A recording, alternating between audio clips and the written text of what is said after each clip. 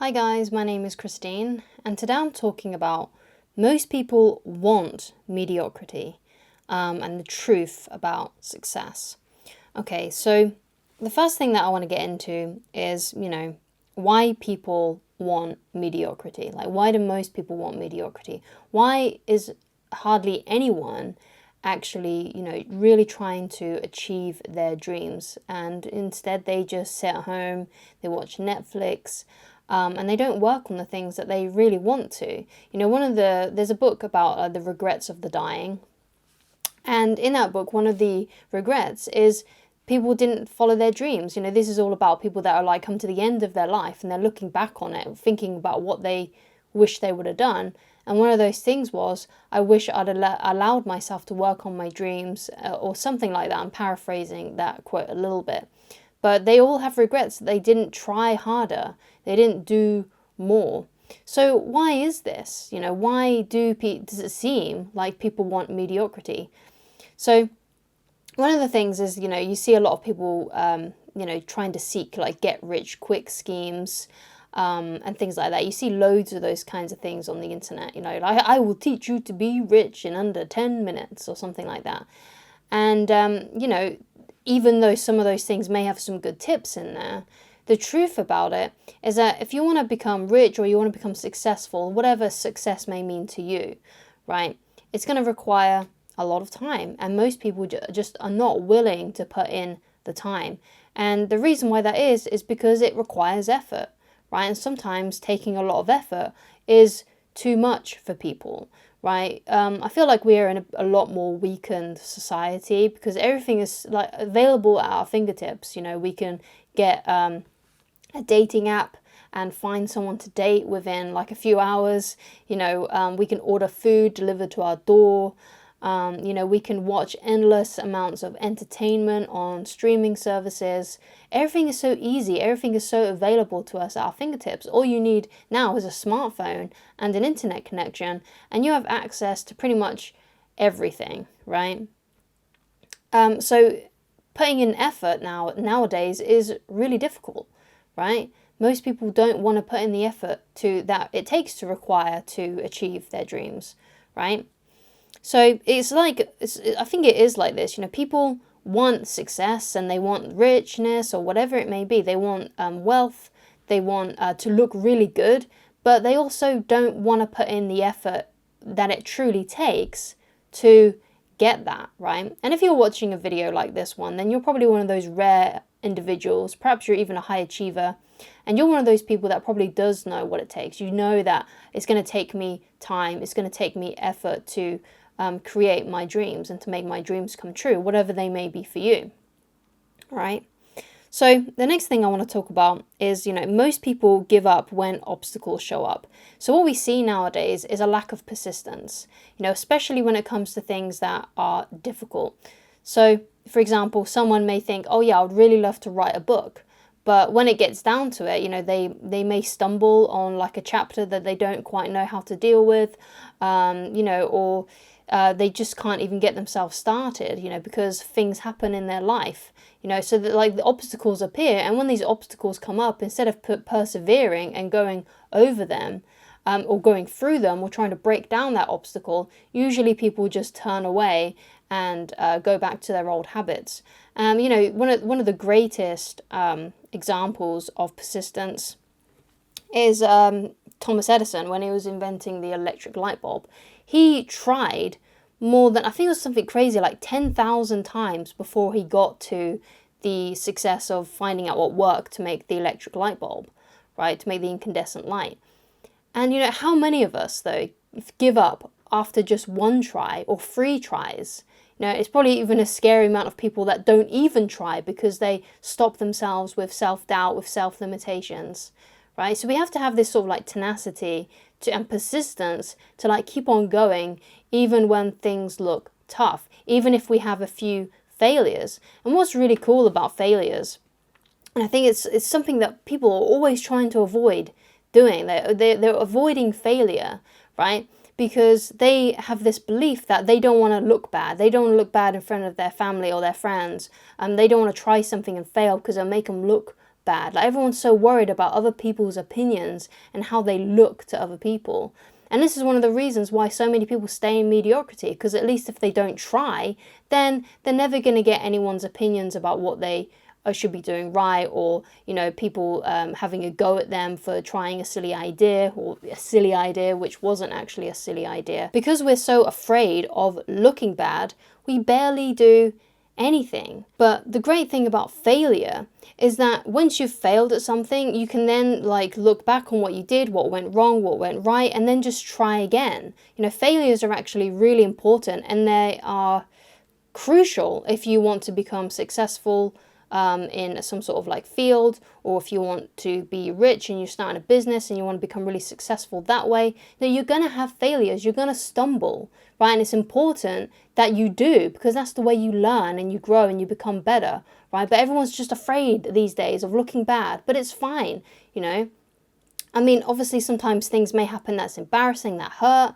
You know, maybe you will have a failure, perhaps like you lose a lot of money in some sort of investment, you know, but these things are all learning curves. You know, the bigger the fall, essentially, the bigger the learning curve, right? So this is why, one of the reasons why I look forward to failures and to failing. If I fail, then I know that there's something that I need to do and something that I need to change. And once I've learned that, perhaps it's something like I need to fill in a knowledge gap. Like perhaps I don't feel like I know enough or don't have enough experience in something. So then I go out and find that experience, right? Or I read up on it. I read up on the subject. I fill in my knowledge gaps.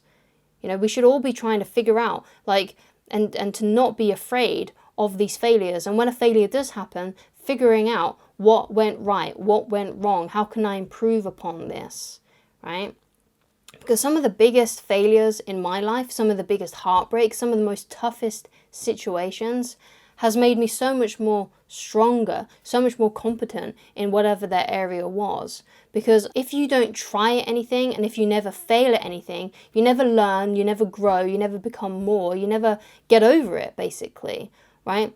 And there's a quote, and it's I think it's a Marcus Aurelius quote, and it's been more popularized recently by Ryan Holiday, and that is, the obstacle is the way. So if you are facing an obstacle or facing a failure, something you don't know what to do, that's a signal to you that this is the thing I need to work on, right? I need to get over this hurdle. I need to figure out how to break down this obstacle, right? So be excited when an obstacle comes in your path, right? But most people, these people that want mediocrity, you know, they want the quick reach scheme. They want basically all of the success, but none of the hard work.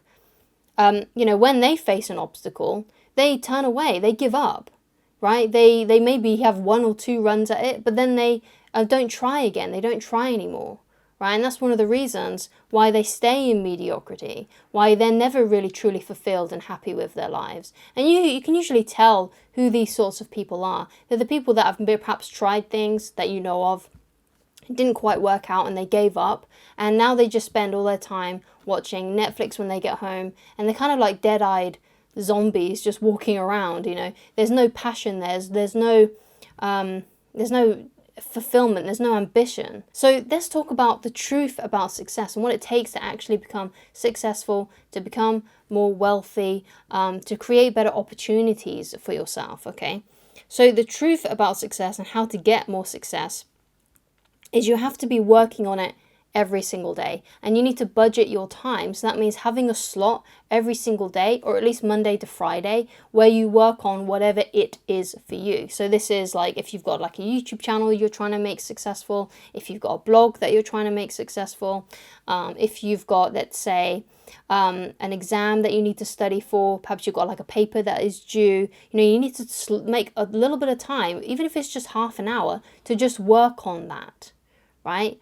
Even if everyone can spare at least 15 minutes to half an hour to work on something every day. You know, spend less time watching Netflix or whatever streaming service you use. Spend less time watching YouTube, you know, whatever it is, right? Whatever it is that you spend time doing that you know you can cut back on to find that extra half an hour, find it, right? And just do it, because that's ultimately what's going to help you become more successful and help you see progress. And guess what? Once you see that you're making progress and you're chiseling away at whatever it is that you're trying to succeed at, That's going to make you feel so much more confident. It's going to make you feel so good about yourself because you can actually see yourself making progress, even if it's just a little bit, right? It's not about, making massive changes overnight, which is what most people want, which is what the mediocre people want.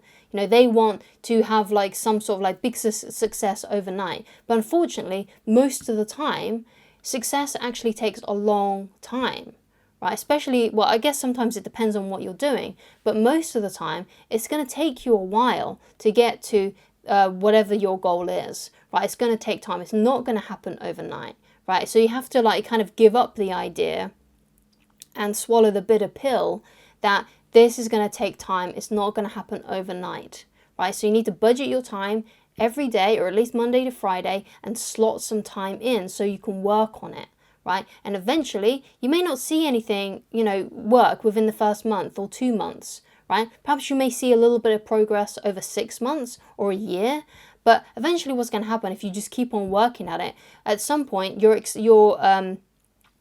progress is going to explode. Now that may be 6 months down the road, it may be a year, or it could be 5 years, or it could even be 10 years, right? But you will get there eventually if you work on it every single day and you budget your time, you don't slack off, you put the work in, develop your work ethic, and that's what's eventually going to lead to your success, especially if you are getting better every day. You're filling in your knowledge gaps, figuring out what don't I know, what do I need to know in order to do this, what are some things that I'm avoiding, what am I afraid of, and do those things. Right, what am I avoiding right now when it comes to this? That's a good question to ask yourself. Is there something you should be doing, but you're not doing it?